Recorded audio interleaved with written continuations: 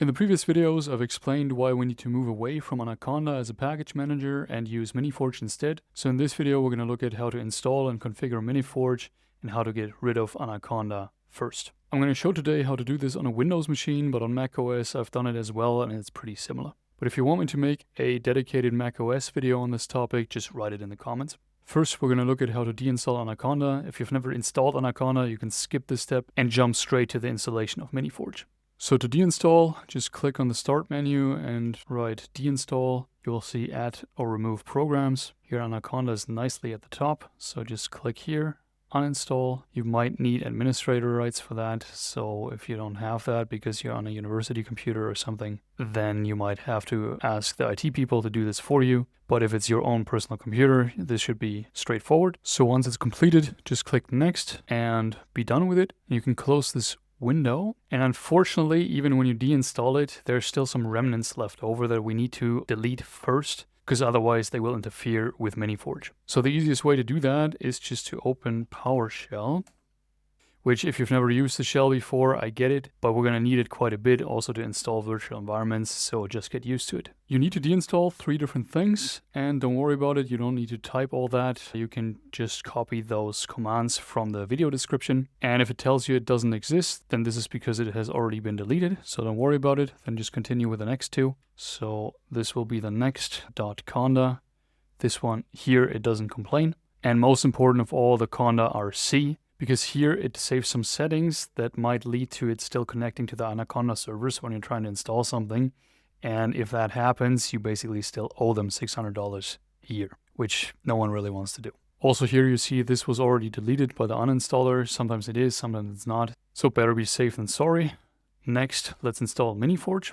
To do that, just Google Miniforge and you can either install it from GitHub or from the conda-forge page, which is usually the simpler way to do it. So just go here and choose which installer is the one for your system. So in my case right now it's Windows, so just download that. You can see I've already done that twice.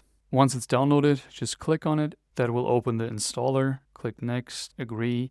And here it's very important to leave this on just me, because if you use all users, then it requires admin privileges every time you want to install something or change something. So if you're on your own computer, this should still be fine. But if you're on a university computer, for example, then nothing will work later on. So just stick to just me. Installation directory is fine. Here it gives you some options, create shortcuts, just leave it on, it can be useful. Add installation to my path variable, it's not recommended. We do that later in a more clean way. Register Miniforge 3 as my default Python 3. This is useful because VS Code and PyCharm will then see the installation and can use it right away. Clear the package cache upon completion, that is recommended, so let's just do that to free up some space. Once it's completed, just click Next, Finish. You can also close the browser. From here, we just open PowerShell again.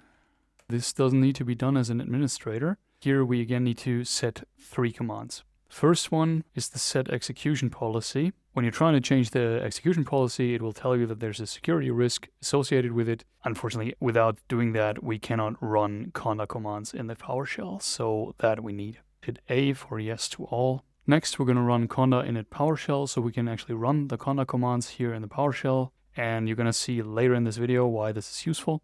It might take a bit to run this command, and then it'll tell you that for changes to take effect, close and reopen your current shell. However, before we do that, we run one more command, because it might be useful later to also initialize the CMD executable, just in case PowerShell isn't working. After these 3 commands, we just close the PowerShell, open a new one. You should already see that it takes a lot longer to load, because now it's loading the base environment of Miniforge. So Miniforge doesn't just install the package manager, but also installs a base environment. And if the concept of a virtual environment and all this doesn't sound familiar at this point, watch chapter 7 of my Python for Beginners course, then everything we do here will make more sense. Unfortunately, we need to do this in the very beginning in order to get started. So for now, if it doesn't make sense, just accept it as something that you need to do. And just to make sure that everything is working, you can write conda -- version, and that will tell you that conda version 25 is installed. So everything worked. You can also close this shell now. Now you might be wondering, what did we do all that for?